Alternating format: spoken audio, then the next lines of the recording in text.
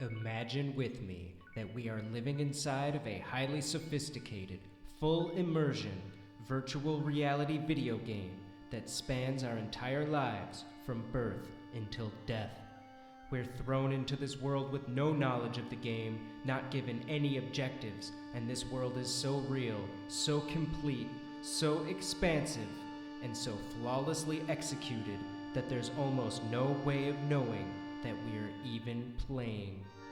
But somewhere deep inside we have the sense that things are not quite what they seem, and the game reveals itself. Join me now as we seek to fully understand the true nature of reality, to obtain spiritual enlightenment, and to lay down the rules for the game of life.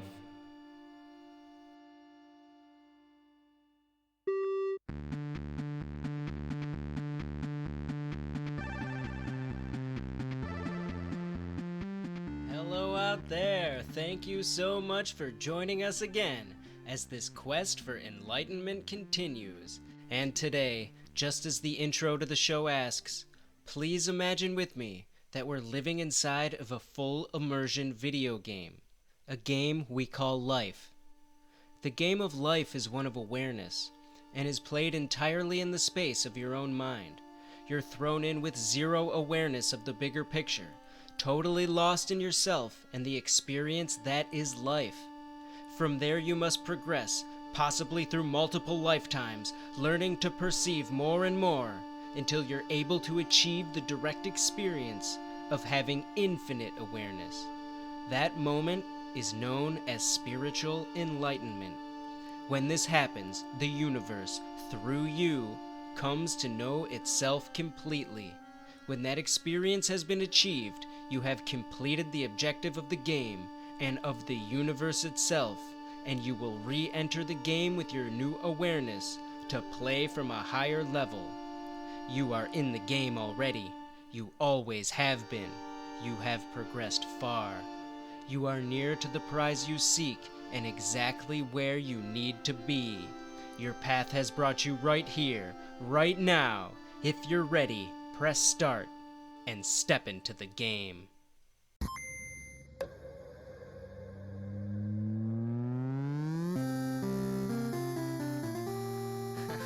Sorry for the theatrics, folks, but we are talking about the grandest stage there is, this whole world, life, and all there is to experience.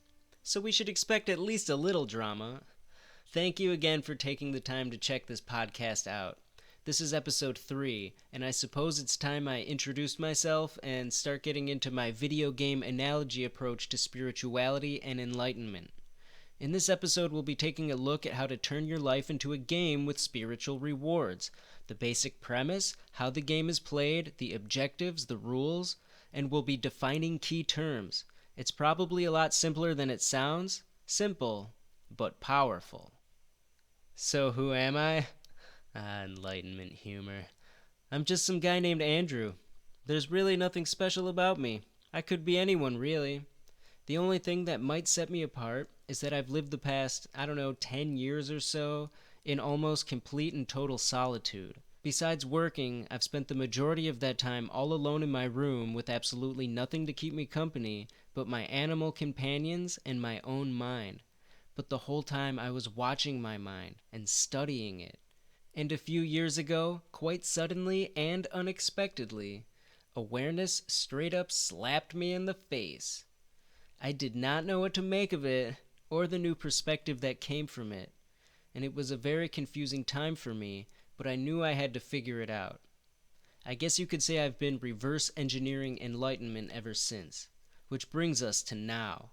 My main goal here, the reason I started this podcast, is to update the teachings surrounding spirituality and enlightenment for the modern mind, and to do so in a systematic manner where there is no confusion about what we're trying to do and what these words mean. Words are just words after all, and the things we're trying to communicate go beyond all words or concepts, so we must be precise with our language. There are many great systems of enlightenment training that have survived through the ages to this day. They're entwined in the philosophies of all major religions, but the ones that stand out to me the most are Zen and Taoism, the yogic tradition, and Kabbalah, to name a few. But the thing about these traditions is that they are specific to a time, a place, and a particular mindset of that culture. So like in Zen they have this very poetic language. But how many people living in the Western world today understand the way the translations of the Zen teachings have been passed down to us in English? And we can apply this example to any of the systems out there. So I want to make this stuff accessible to our modern, analytical way of thinking. And I believe the very best way to do that is with this video game analogy, which we're building up to here. We will be using techniques from any past tradition that can be useful, but we'll also be stripping away anything that doesn't help us go straight towards the direct experience we're seeking. When you get a new video game, they tell you how to play and you can get to it, right? Well, in this game, they never even told us we were playing. So let's take a look at how the game is played, and since this whole thing is built on paradoxes inside of paradoxes, we'll be starting with the end first. I already mentioned the basic premise of the game in the intro to the show. The point is to go from zero awareness, totally lost in yourself and who you think you are, to infinite awareness, at which point you attain spiritual enlightenment, and the universe, through you, gets to know what it forgot when it entered the game, who it really is, which is who you really are. So who is it? Or should I say, who am I? Which is the most fundamental question anyone on the spiritual path should be asking themselves regularly? Well, another way of defining enlightenment would be to say that we find out through direct experience the answer to that very question. But I'm just going to tell you right now, you are awareness, pure conscious awareness, and nothing more. That is the true self and the true substance of creation, standing ever present in silence behind all things at all times, ever watchful, unyielding in its gaze, a meta-awareness, if you will, standing on a higher fractal level than our own. As I said before, this is a game of awareness, for awareness, by awareness, and of awareness. Awareness is all there is. You are awareness. What we're doing here is pointing directly to awareness so we may become more aware of it. When we have the direct experience as this grand awareness behind all things, we find out firsthand who we are, and we have completed the first stage of the game. And that's where this video game analogy comes in, because in this world, we know exactly what it's like to be a higher meta-awareness over the characters in the story of whatever game we're playing. And if that character in one of your video games were to become aware of the fact that you were behind them with the controller, they would attain enlightenment in their world. I'm sure you see what I mean. Since we know what that's like, we can flip this analogy with us on the lower end of it, and something amazing happens when we do. It allows us to step out of ourselves and into what I call observer mode. We are no longer lost in ourselves, our ego, our experiences, and the thinking mind, but instead we are put into a position of mindfulness where we can begin to observe ourselves. From this position, which is basically the awareness we're looking for, we can see a bigger picture around us and how we fit into it. Remember, the whole point here is for you to realize that you are not you. You are the awareness you sit from when you take the position of the observer. Once you do that, you're practically there already. It'll only take time and practice, and I'm going to give you all of the most helpful tools I can find to help us focus right in where we want to be. So now that we can start to identify as the character in the game being played by a higher awareness, we have fully entered the game. From here, there's really only one thing you have to do. Notice this awareness I'm talking about. That's all there is to it. And trust me, it's trying to get your attention too. It's standing right behind you at all times with a big sign, waving its arms trying to get your attention. But it's behind you so you don't notice. Always behind you. Always right behind you where you can't see it. So how do you see what's behind you? By stepping outside of yourself to take a look. Now, I don't mean you should try to astral project your mind to take a look behind your body, because it's behind your awareness, not your body. Really, I'm using this as a metaphor to say we need to find this observer position, bringing us back to the video game analogy. Another way of looking at it would be to say that this whole universe is a game of hide and seek that awareness is playing with itself. This true self, this higher level, meta-awareness we're talking about, exists outside of physical reality as infinite potential. But apparently it got bored with infinity, so it created this world as a playground, if you will. It's only in this physical, dualistic world that it's able to have experiences. It has them through us in everything that plays out in this reality. But it chose to forget that it was the creator when it entered the game of its own creation. And behind this whole creation is this game of hide and seek. It went in with the purpose of learning to remember who it really is. All it has to do, all you have to do, is notice it. But everything, every thought, feeling, belief, and everything and anything you ever had or could experience is always drawing your attention directly onto that. This is a subject-object relationship. Awareness is the subject. All things in physical reality, including your ego self and everything you think you are the objects. Each one of these objects, which are everything you experience, are always bringing your awareness and attention to them, which makes sense because that's how we experience things. But at the same time, they're taking your awareness away from the one place most people never think to look, which is the exact place we're looking for. Directly back onto awareness itself. Learning to step outside of ourselves with observer mode again puts us where we want to be. We are not the character in the game that we think we are. We are the awareness behind it. That's what we always have to fight to remember, as the experiences of life constantly steal our attention, drawing us into this world and away from that which we seek. But this world is so convincing and so good at stealing our attention and focus that you just take it for granted that you are you. Everything you've ever experienced has told you just that. It's only when we begin to question whether or not we are who we seem to be that this even becomes a thing. And that's how we know this is a game, because we do eventually come to question this, don't we? Even though this grand awareness goes into the game having forgotten who it really is, there is a very tiny point inside each of us that always remembers. That's the point that makes you feel like there's something more to this existence, something hidden, something we could call spiritual. And the way we progress spiritually is to grow this point.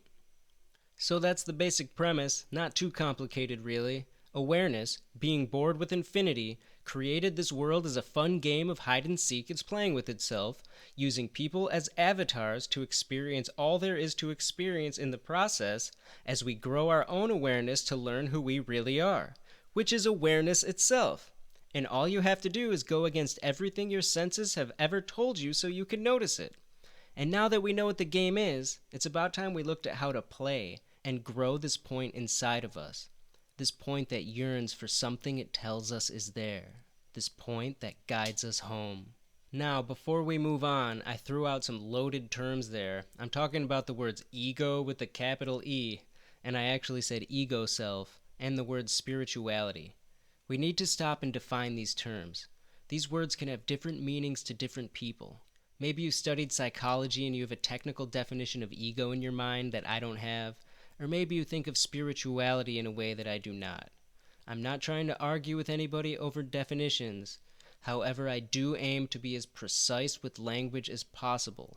So at least for the purposes of playing this game as I'm presenting it, please use my definitions so that we may all be on the same page. The less confusion we have communicating these things, the better. First, let's look at the ego self. What I mean by that is the totality of everything that you think you are and everything that makes you, you. This includes every thought, feeling, emotion, and experience you've ever had. Everything has been telling you that you are you for as long as you can remember. Every single piece of it comes together to form the ego self in the way that I'm defining it. And what I mean by spirituality, or doing spiritual work, is learning to break down and separate from this ego self-identity that we seem to be, so who we really are can take its place. Each and every little bit of this ego self we let go of allows that point inside of us to get a little bigger. A little bit of who we think we are gets lost, and a little bit of who we really are takes its place, until eventually we see what's been hiding just behind us the whole time, our own true awareness. But as long as we identify with the ego self, our own true nature will always be hidden. The false assumption that we are the ego self is the very thing that prevents us from seeing who we really are. I'm not gonna lie, there is a certain sadness to this process, and it can be quite traumatic. You literally have to let go of everything you love and cherish, along with all the dark parts we keep hidden. It's all gotta go. This is the death of ego. Jake Kotze described this so eloquently in the last podcast we released, and I don't think I can find better words for it, so let's roll a clip of his. On the surface it looks like sort of chaotic or traumatic, but that's sort of what spiritual awakenings seem like from the perspective of the ego. They were like that for me. You were asking about, things that have happened to me that have caused me to have this realization, and a lot of them were traumatic. There were definitely ceremonies that I've gone through, or, psychedelic experiences, or, things that where my ego had to die. It really does seem like death from the perspective of what is dying. But what emerges, out of that, like a phoenix or, or a butterfly, what comes out of that will have this new perspective and new insight from a higher dimension. So as Jake said, from the perspective of ego, it really will feel like ego is dying.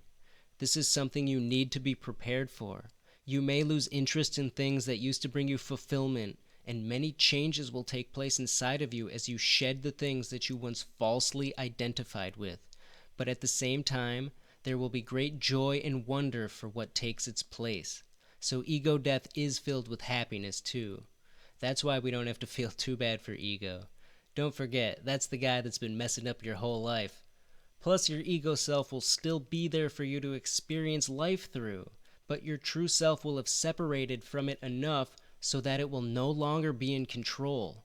You're giving the controller to your higher awareness, to use the video game analogy.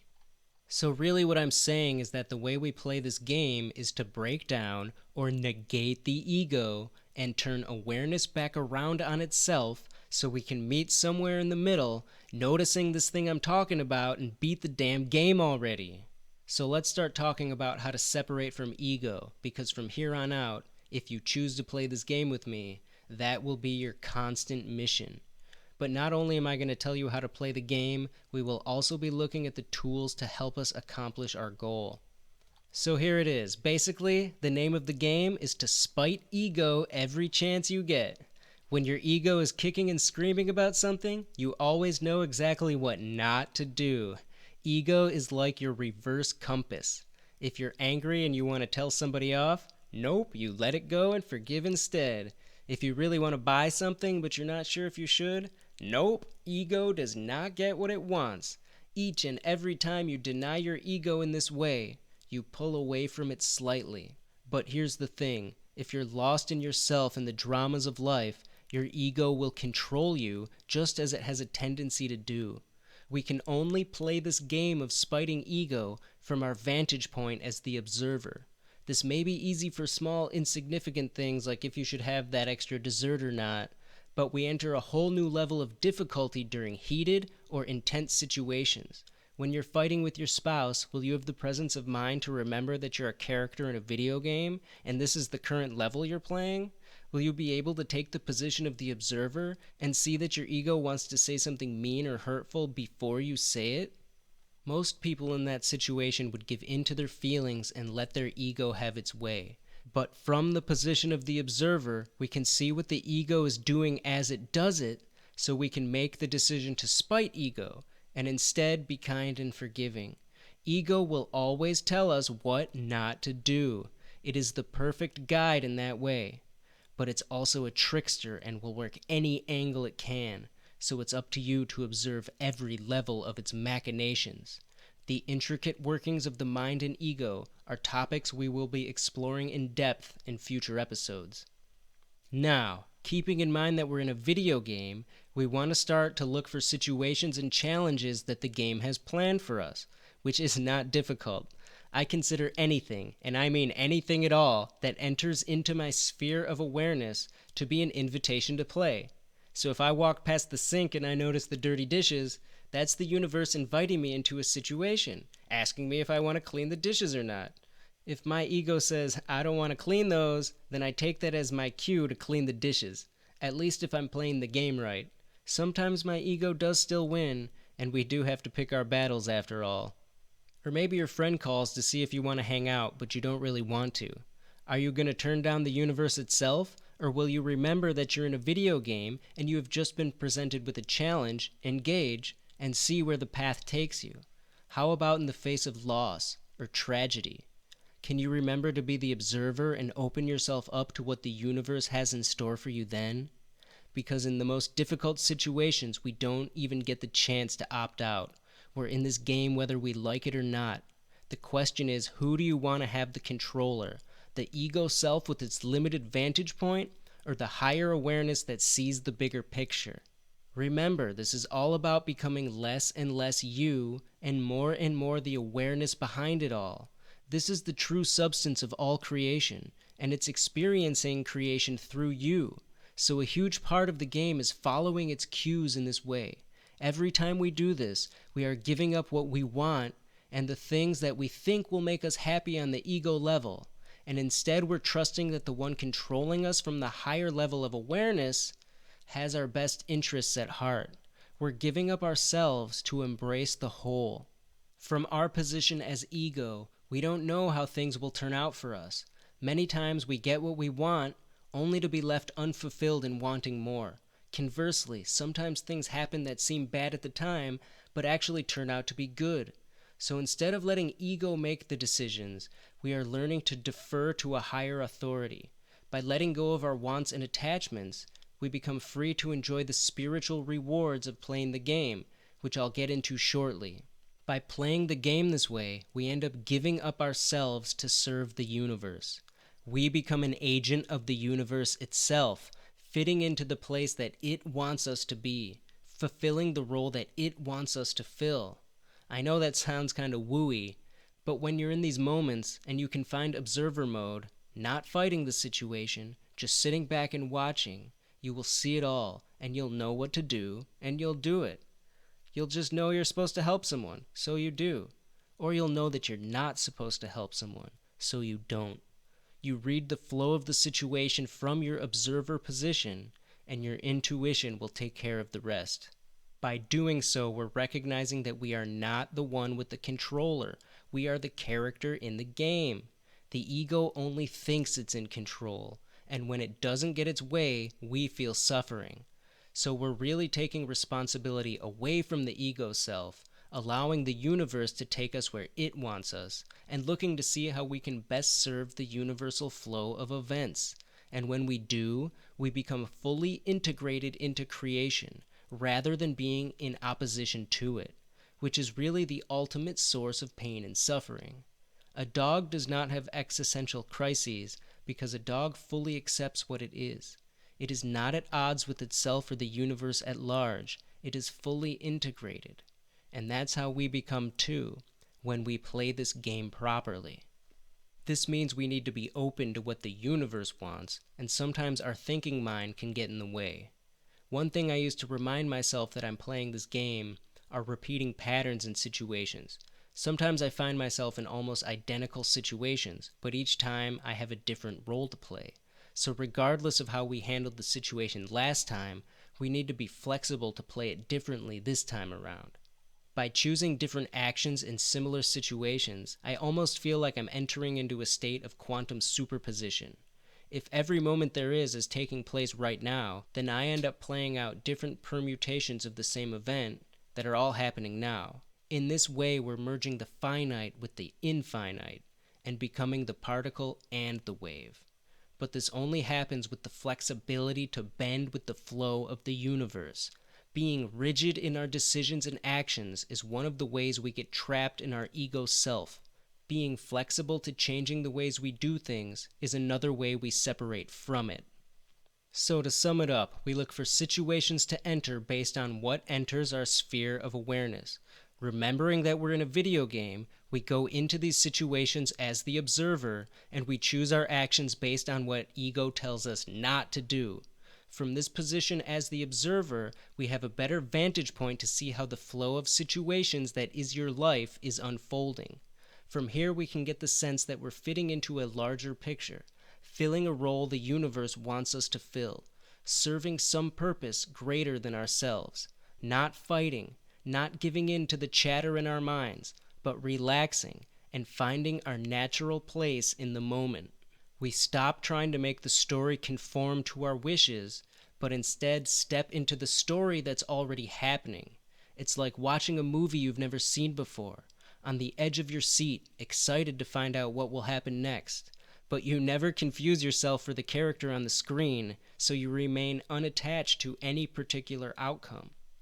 Now, I mentioned rewards, and I'm sure at least a few of you are interested in that, so I want to clear up what I mean because these are spiritual rewards, not material rewards.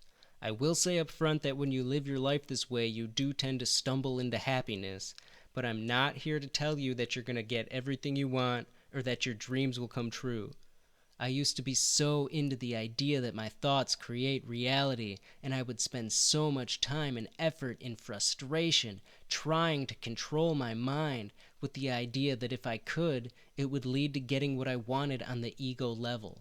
I would constantly be trying to notice negative thoughts so I could stop them and reprogram my mind with positive thoughts instead. I would do affirmations, guided meditations, and anything else I could think of to control my mind. None of it ever worked, but it did have the negative consequence of making me feel like a huge failure, and I would be upset with myself, putting all the blame on my thoughts. Now I know better.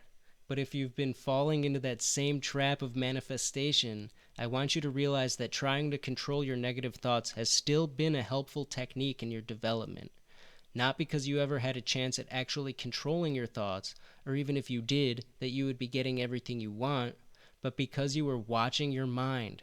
Watching your mind in that way is putting yourself in observer mode. This is exactly the position we want to be in, but not to control our thoughts, but so we can ignore our egoistic desires and instead step into the bigger picture to fulfill a higher purpose. This has nothing to do with getting what we want, but it does have everything to do with giving up what we want. If you're trying to manifest from a place of ego, this system is not for you.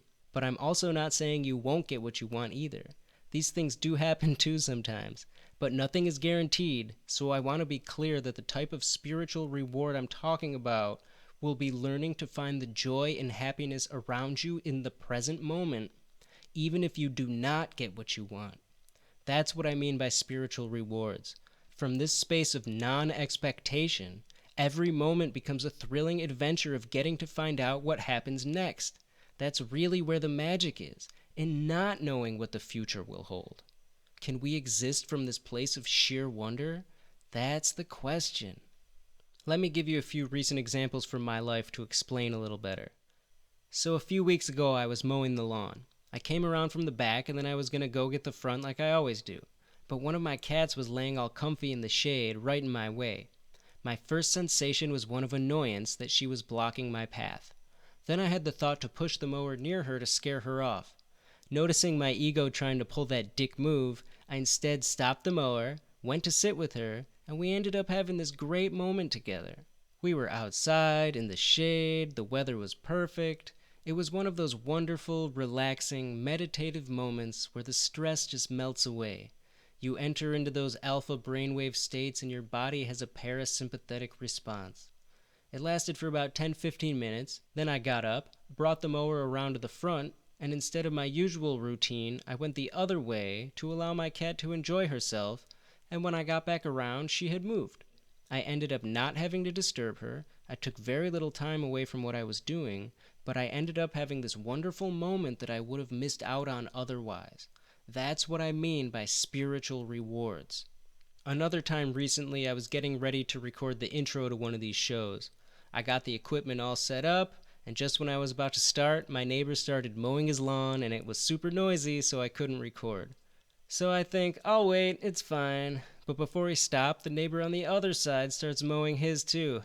At this point, I'm getting annoyed, but trying to be patient.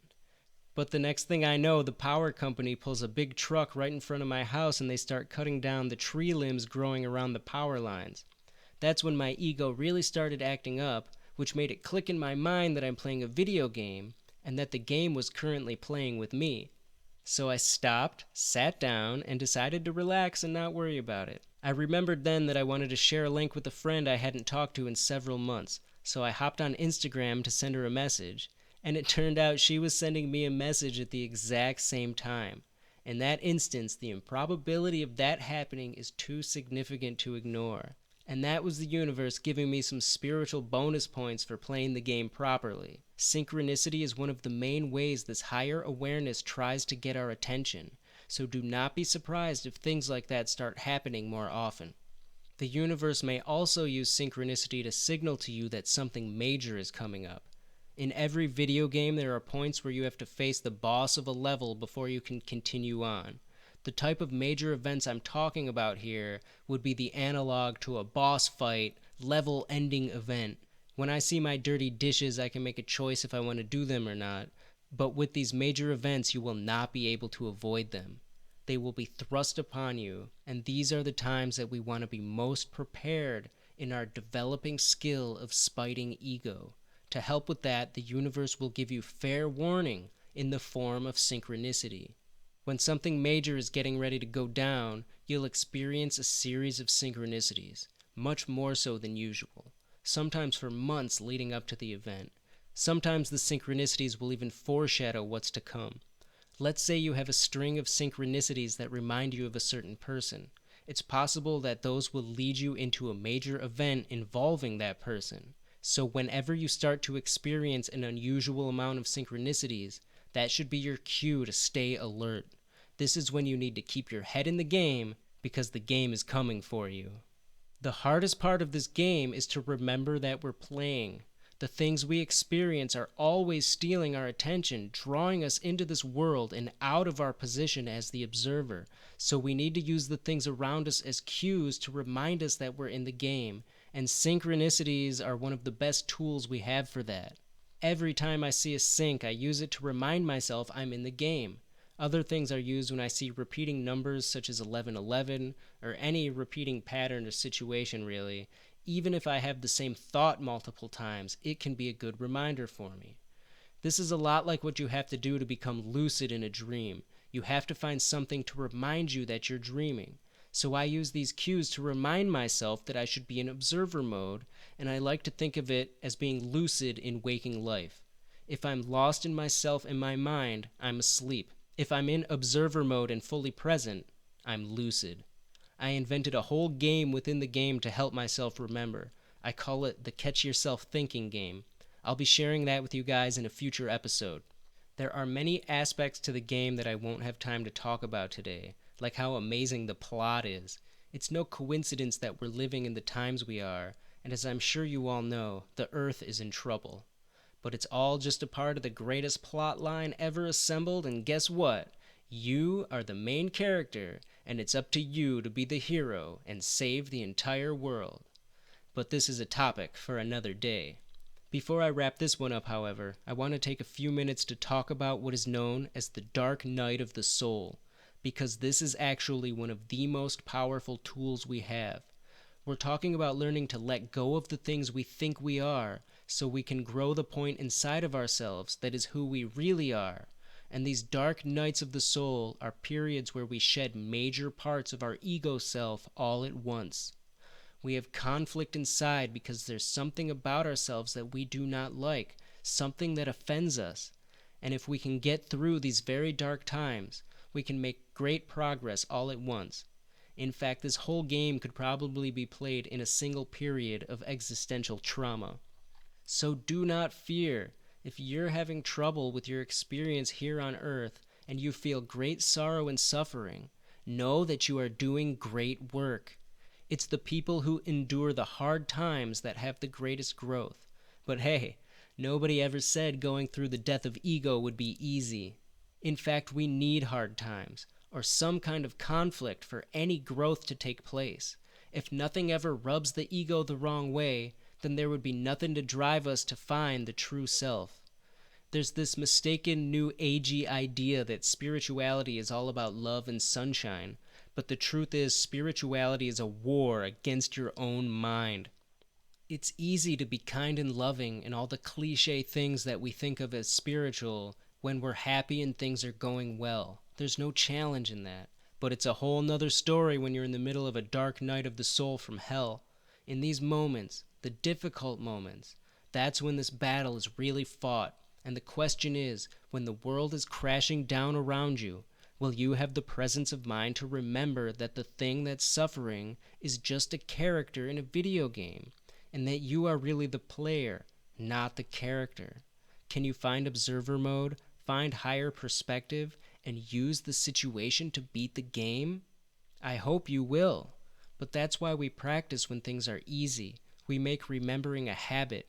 We train ourselves to recognize that who we think we are is just the character we're playing, so we can find observer mode when we need it and actually play the game. We train ourselves endlessly, so our skills are in place for when we really need them. To drive this point home, I want to end by describing my own awakening experience. I was deep into an intense dark night of the soul, again. This was the most difficult one I had ever been through. I'm not kidding when I tell you that my head was filled with a constant chorus of thoughts telling me to kill myself, and there were many times when I almost gave in to them. During this time I lost my job, and money was a very real issue. I found myself losing interest in the music and entertainment I used to love. The things I'd been holding on to since childhood, one by one, began to slip away. One of the last things to go was my attachment to the need for love and companionship, but eventually I let go of that too. Everything I thought I was falling apart. But I didn't mind because I truly hated every part of myself, and every decision I had ever made had brought me directly to that place. But in this place of complete and total misery, I found this moment of sheer happiness. How did I do that? By finding the position of the observer. I saw my ego doing all kinds of stupid stuff to get attention or throwing a fit when it didn't get its way, and I found great amusement in that. I was keeping a journal at the time, and I recorded the following entry. Quote, I have found the unique perspective of being able to watch my ego in real time, and I am finding great enjoyment in watching it do what it will do. Also, I'm being eaten alive by mosquitoes right now, and I love it. I could not possibly be happier. I then moved my pen to write down my next thought, but that thought had not yet formed, and in that blank spot, I saw it, and it slapped me in the face. But even then, I almost missed it. It was like when you get up from a dream too quickly, and it instantly slips from your mind. But I slammed my pen to the page, and I sat back to contemplate what just happened. And that's when I realized who I really am, who we all are. It was like a single frame was missing from the movie that is reality. But in that briefest of instances, the entire illusion fell apart. In closing, I just want to say a few words about the process in general. We think of enlightenment as this thing that's really hard to understand, and I get that. When people talk about it, it tends to sound like riddles and paradoxes. But the truth is, this is as simple as it gets. If you think it's complicated, you're not getting it. This is a process of letting go of confusion, of unlearning everything we think we know. When we negate all there is, when every single piece of who we are is stripped away, the only thing left will be the ultimate truth. When it happens, if you're like me, you'll seem like you were just let in on the biggest joke there is. But the thing is, the joke isn't funny. but it's so incredibly not funny that it becomes the most hysterical thing ever. You'll realize you've known it the whole time. It was always right there with you. The only difference is that now you know firsthand what it is. This whole thing is like a childish prank. It's like you're playing hide and seek with a 2-year-old and they're behind you and you're pretending not to see them to play along with the fun they're having. That's the type of simple I'm talking about. All you have to do is get yourself out of the way so you can notice it. That's your only job. But until you do get yourself out of the way, it will always be just beyond your grasp. And that's all for today's show. I hope I presented the game in a way that was easy to understand, and I hope at least a few of you will play with me. Like I said, we'll be looking more into the game in future episodes of this podcast. We'll be taking a deep look at the plot and the tools I find most helpful to improve my playing. And every episode we do will be on a topic that helps keep our mind right where we need it to be. We'll be looking into lucid dreaming, meditation, sacred geometry, quantum biology, and more. I hope you'll consider subscribing if you're interested in the subject matter and to help us grow. And follow us on Instagram for daily posts. I'd love to hear your thoughts, so please join the discussion in the comments below, and I hope you'll join us again next time as this Zen dance we call life carries on. But until then, try not to take yourself so seriously. We're living in a video game, for crying out loud.